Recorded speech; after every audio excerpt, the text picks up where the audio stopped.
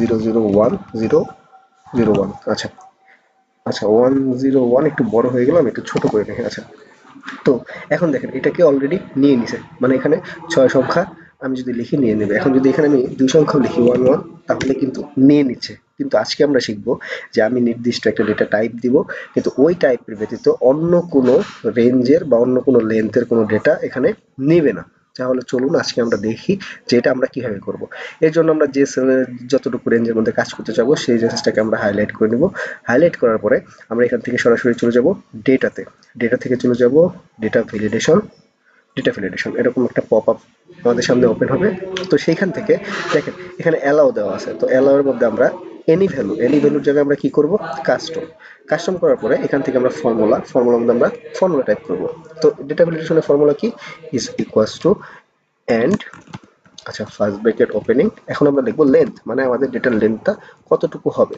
তো ডেটার লেন্থ আমরা লিখলাম, লিখার পরে ওকে আমরা সিলেক্ট করে দিতে হবে যে কোন সেল থেকে এই ডেটার লেন্থটা শুরু হবে। তাহলে আমরা এই সেলকে এখানে ইন্ডিকেট করে দেবো যে এই সেলটাতে আমার হবে, দেখেন আমার এই I1 এই সেলে হবে। তো আমরা লেন্থকে ক্লোজ করে দিলাম। দেওয়ার পরে আমরা একে বলবো যে এর লেন্থ সংখ্যা কত হবে। তো ইজ ইকুয়ালস টু, সাপোজ আমি চাচ্ছি যে আমার লেন্থটা হবে 101,001, মানে 6 সংখ্যার। 6 সংখ্যার ছোট হবে না, 6 সংখ্যার বড়ও হবে না। তাহলে আমরা এখানে দিয়ে দেবো সিম্পলি 6।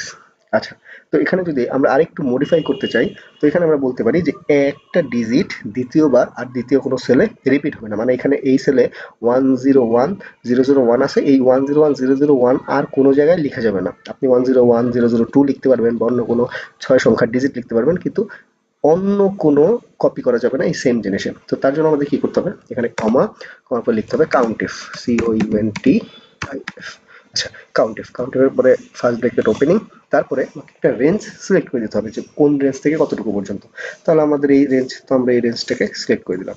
দেওয়ার পরে এটাকে আমরা অ্যাবসলিউট করে দেবো। অ্যাবসলিউট করে দেওয়ার পরে সিলেক্ট করে আমরা বলে দেব যে এই সেলের এখান থেকে এটা কার্যকর হবে। তারপরে জাস্ট আমরা সিম্পলি কি করব, ব্র্যাকেট ক্লোজ করে ইজ ইকুয়ালস টু 1, মানে একবারের বেশি এই লেখাটা লেখা যাবে না। তারপর আমরা এটা কি করে দেব, ক্লোজ অন।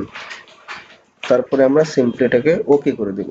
ওকে করে দেওয়ার পরে আমরা দেখেন এখন যদি আমি ডেটা টাইপ করি, যেমন 101,001,001, এটা যদি আমরা করি, করার পরে আমি যদি এন্টার প্রেস করি, দেখেন নিচ্ছে। কিন্তু এখন যদি আমি 2 সংখ্যার আগের মতো এই সেলের মতো এই সেলে যেমন আছে এইভাবে যদি 100